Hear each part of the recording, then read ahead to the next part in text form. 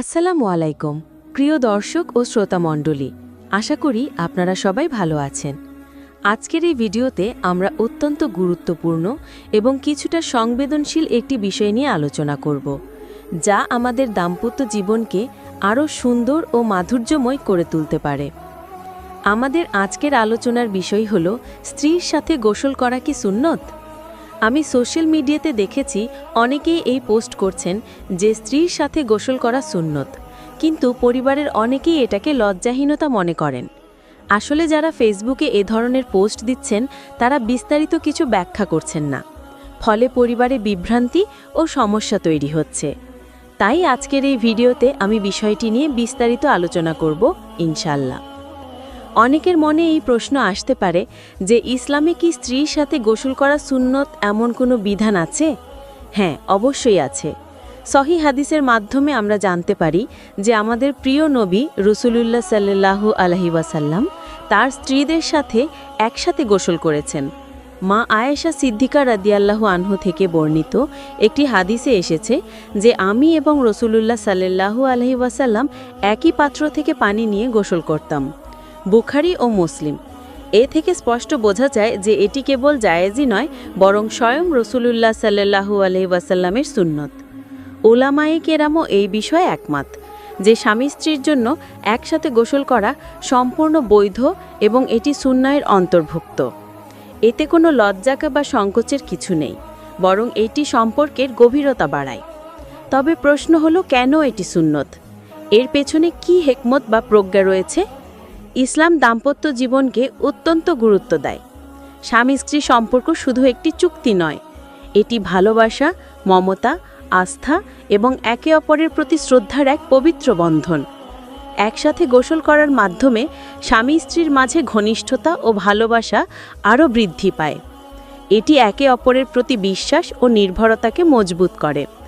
যখন স্বামী স্ত্রী এমন ব্যক্তিগত মুহূর্তে একত্রিত হন, তখন তাদের মধ্যকার লজ্জা ও সংকোচ দূর হয়, যা তাদের সম্পর্ককে আরও সহজ ও সাবলীল করে তোলে।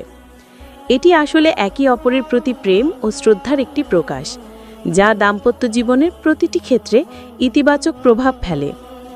তবে এই সুন্নত পালনের ক্ষেত্রে কিছু শর্ত ও সীমারেখা অবশ্যই মনে রাখতে হবে। ইসলাম শালীনতা ও গোপনীয়তাকে অত্যন্ত গুরুত্ব দেয়। তাই এই সুন্নত শুধুমাত্র একান্ত ব্যক্তিগত পরিবেশে, যেখানে অন্য কোনো মানুষ প্রবেশের বা দেখার সুযোগ নেই, সেখানেই পালন করতে হবে। এটি স্বামী স্ত্রীর একান্ত ব্যক্তিগত মুহূর্ত, যা বাইরের কারো কাছে প্রকাশ করা উচিত নয়। পরিবারের অন্য সদস্য বা ছোট বাচ্চাদের সামনেও এমনটা করা থেকে বিরত থাকতে হবে। মনে রাখবেন, ইসলাম যেখানে ভালোবাসা ও অন্তরঙ্গতা শিক্ষা দেয়, সেখানে শালীনতা ও পর্দার বিধানও কঠোরভাবে অনুসরণ করতে বলে। আমাদের সমাজে অনেকেই মনে করেন যে স্ত্রীর সাথে গোসল করা লজ্জার ব্যাপার, বাড়িতে কোনো হারামের সম্ভাবনা আছে। এই ধারণাটি একেবারেই ভুল। এটি কোনো লজ্জার বিষয় নয়, বরং এটি আল্লাহর রসুলের একটি সুন্নত, যা স্বামী স্ত্রীর মাঝে পারস্পরিক ভালোবাসার এক পবিত্র নিদর্শন। যারা এমনটা মনে করেন, তাদের এই ভুল ধারণা দূর করা উচিত। ইসলাম স্বামী স্ত্রীর মাঝে এমন কোনো কৃত্রিম দেয়াল তৈরি করেনি যা তাদের ভালোবাসা ও অন্তরঙ্গতাকে সীমিত করে, বরং ইসলাম এই সম্পর্ককে আরও মজবুত করার জন্য বিভিন্ন দিক নির্দেশনা দিয়েছে।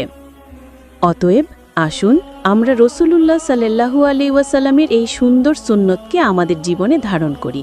স্ত্রীকে সম্মান করুন, ভালোবাসুন এবং তার প্রতি আস্থা রাখুন। স্বামী স্ত্রী সম্পর্ককে আল্লাহ তাআলা একটি পোশাকের সাথে তুলনা করেছেন, যেখানে একজন অন্যজনের আবরণ।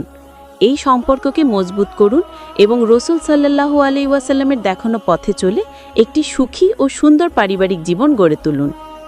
এই সুন্নতের মাধ্যমে আপনাদের দাম্পত্য জীবন আরও গভীর ও আনন্দময় হয়ে উঠুক। পরিশেষে মহান আল্লাহর কাছে দোয়া করি, তিনি যেন আমাদের সবাইকে রাসূলুল্লাহ সাল্লাল্লাহু আলাইহি ওয়াসাল্লামের প্রতিটি সুন্নতকে বোঝার এবং আমল করার তৌফিক দান করেন। আমাদের দাম্পত্য জীবনকে বরকতময় করুন এবং ভালোবাসা ও মমতায় পরিপূর্ণ করে দিন। প্রিয় দর্শক, যদি এই ভিডিওটি আপনাদের ভালো লেগে থাকে এবং তথ্যবহুল মনে হয়, তাহলে অবশ্যই একটি লাইক দেবেন, বন্ধুদের সাথে শেয়ার করবেন এবং আমাদের চ্যানেলটি সাবস্ক্রাইব করে পাশে থাকবেন।